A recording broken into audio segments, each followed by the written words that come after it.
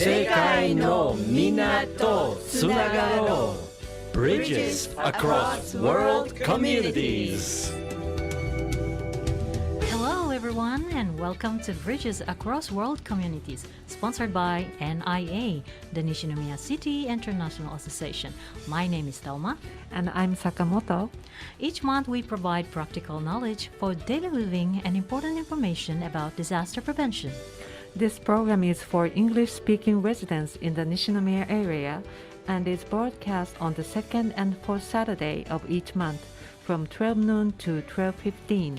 This month we'll be talking about My Number system in Japan. And our disaster prevention tip this month is what to do if a ballistic missile is headed for Nishinomiya area. And our guest for this month is Miss Elizabeth Fernandez, originally from Canada and now living in Nishinomiya. 提供は西宮市国際交流協会です。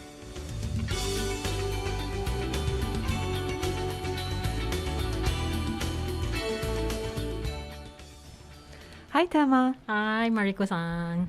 So honored to co-host with you today, but where's Floyd? Thank you. Oh, he's on vacation, but he'll be back next month. Okay. Don't worry. Oh, sounds good. You know, Tama, recently I often hear about my number system or my number card on the news. What exactly are they? Okay, the My Number system, also called the individual number system, is the nickname for the Social Security and tax number system, which provides one unique number that has 12-digit numerical number to all registered residents in Japan, including foreign residents. Now, the system was launched in January 2016. Foreign nationals who will stay in Japan for longer than 3 months can apply and obtain a My Number card. But foreign nationals with a resident status of temporary visitor, diplomat, or official are exempted. Now, this card is a plastic card with an IC chip embedded. The holder's name, address, date of birth, sex, and individual number is printed on the face of the card. I see. So when do you use the card? Okay, this is as a photo ID, as a health insurance card. It was since March 2021 at some hospitals. And to obtain a copy of your resident certificate at convenience stores and for online income tax filing and etc. I see. Sounds pretty convenient. But they say because it's not mandatory to obtain the My Number card, only about half of the population has acquired one. Yes, but some people are concerned about the security of their personal information, while others simply don't like the feeling of always being watched or supervised by the government. My Japanese friend feels that the card system is not that beneficial, and she says she already have a driver's license and has a photo ID, so she doesn't need an extra photo ID. Yes. You know, but the Japanese government said last month that it will cancel existing health insurance card in the fall of 2024 and integrate them into the My Number national identification system as part of efforts to promote My Number cards. So the government will also consider integrating driver's licenses into the My Number system eventually. So it sounds like it would be good to obtain the My Number card to avoid potential disadvantages. Yeah, for those who are thinking about obtaining the card, here's one good reason.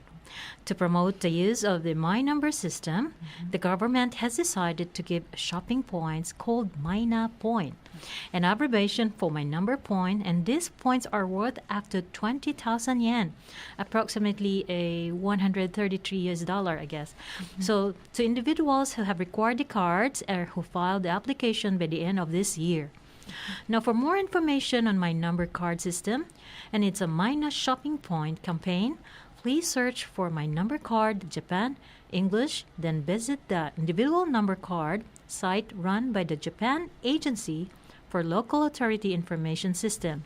You'll see a cute white rabbit as their mascot character. Now, the information is available in 6 languages: English, Japanese, Chinese, Korean, Portuguese, and Spanish. And you can also apply online from your smartphone or PC, or postal mail, or just visiting nearest city offices, including branch offices and Akuta Nishinomiya Station. Well, it takes at least 2 months for them to send an issuance notice. So after receiving the notice, you make a reservation about and where to pick up your My Number, or by internet or by telephone. Hello, everyone. I would like to welcome our guest for this month, Miss Elizabeth Fernandez from Canada and now in Nishinomiya. Welcome, Elizabeth. Hi. How do Hi, I call Thelma. you? Liz or Elizabeth. Oh, nice. Yes. I love your name. Thank you. So, how did you come to Japan, by the way, for the first question? The first question. Yeah, for the start of the question interview. everyone asks, right? So I originally, the first time I came to Japan was on the JET program. Mm-hmm. Have you heard of the JET program?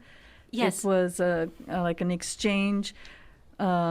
Teachers from English-speaking countries were brought to Japan to help with English education, especially in high schools and some junior high schools. Okay. So I was posted to Kobe, and that's how So I that's ended the up first here. place Yeah. that you stayed. Okay, before Nishinomiya. Before then. Nishinomiya, Okay. yeah. So I was there for like about 3 years, Oh, and then I came to Nishinomiya. after that. Wow. Okay, Ja, probably our listeners would really, wanted to know a little bit about yourself. Would you mind to share a little bit about, Okay, so you said I'm from Canada, Yeah. and that is correct, but it's a more complicated story than that.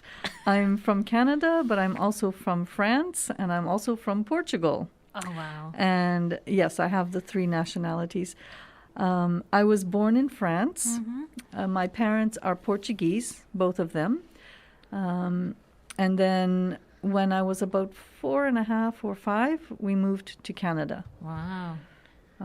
And then we kind of went back and forth. So in grade 2 of elementary school, I studied in Portugal, Wow. back to Canada.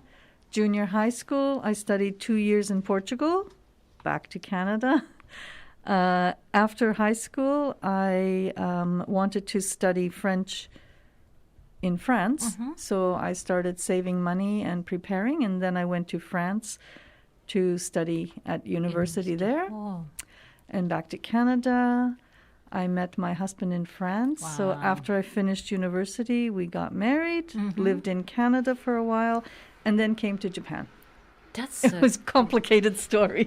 wow. That's a very good story of life, And then I think you learn a lot of languages. How many Yes. languages you can speak, Elizabeth? So I can speak English, French, and Portuguese, of Wow. course, because I grew up with them. I also speak Spanish. My Italian is not very good anymore Oh, because wow. I haven't used it. You still and wow. I did speak quite well. Very I can impressive. still understand it quite a bit. And my German is almost non-existent. I didn't like my German teacher, I'm sorry to say. And so I couldn't learn very much. Yeah. Wow. So you said like you came here to Japan for what reason? For the JET program. JET program, right? And Right, now yeah. you're teaching any university after, Right. after So, that JET program? After the JET program, I was planning to go home, to go back to Canada, but I was presented with an opportunity to teach at a private girls' high school. Oh. And so I thought, okay, let's try it. And then one thing led to another, and I had several opportunities to teach at different jobs, so I kept trying them. And then I left Japan for a while, and then I came back and I started working at different universities University. and high schools and some companies. It was a lot of different jobs. Yeah. So you keep coming to Japan, so probably you really love to stay I in Japan. do love Oh. Japan, and I have to say I love Japanese food. Oh, that's great. Yes. So which part that you really, let's say, the places that you really love to stay, Nishinomiya or Kobe? Of course, Nishinomiya. Of course. So now you're teaching in what university? Now I'm teaching at Konan University. Oh. I'm teaching at the Nishinomiya campus, Oh, wow. which is very small. It's just one building. You're teaching a language or something? Or I English? teach some subjects in English. So I'm not teaching English language per se. I'm teaching subjects in English. Oh. So I'm teaching like presentation skills, global issues, American studies, European studies, discussion and debate, and so on. So we teach subjects in English, not really just English. Wow. So the students are learning English through studying these subjects. And I'm also teaching, for 2 years now, I've been teaching a Portuguese class in English. In English? Oh, wow. So using English to teach Portuguese, yes. Almost all your students are Japanese students, right? All of them are Japanese students, yeah. So is there any challenges at all for, teaching Japanese kids for this kind of languages?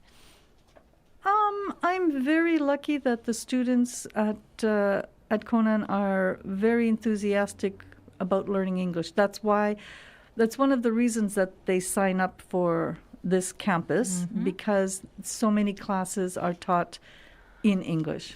Wow. Yeah. So do you have anything that you can share about how your experiences as a teacher in Japan? I love teaching. I try to have a good connection with my students. Wow. And so I think that that's important. To be a good teacher, I think it's important to be able to have connection with the students, to respect the students, then they respect each other and they respect you. And I think that in that kind of circumstance, then it's easier to learn. Nice. Okay, I'm sorry, Elizabeth, but I think we're running out of time. Can we invite you again for next month's program? So we would like to continue this interesting topic. Oh, thank you so much. Yes. Thank you. 防災情報です。 Some of our listeners may be a bit anxious about the recent news from North Korea. As you know, Japan is very close to North Korea, and a missile launched from there could reach Japan in only 10 minutes. That's not much time. How will we know if a launch has occurred? Warnings will be broadcast when a missile is launched, and sirens will sound in any area where missiles are expected to land. Any damage would generally be limited to a relatively narrow area. However, if a facility such as a nuclear power plant is targeted, heavy damage could occur. Oh no. So, in case we hear warning sirens, what should we do? First, you should go indoors and follow instructions broadcast by administrative agency. Make your way to the nearest strong building or underground shopping arcade. If you cannot do that, then get a high building, drop to the ground, and protect yourself from a possible blast and debris. If you're indoors, stay away from the windows and move to an interior room without windows, such as a bathroom, or move to the basement of a strong building if there's one nearby. For more information, just do an online search for Japan Civil Protection Portal site. A reminder, we have a free legal consultations regarding your visa and other legal stuff on Sunday, November 20th from 1 p.m. to 4 p.m. Now please make reservations and call the NIA. For consultation services and any other inquiries and the reservation, please contact NIA at 0798-328680 or send an email to nia@nishi.or.jp. Please continue to be careful and stay safe. 提供は西宮市国際交流協会でした。 Have a great weekend, everyone!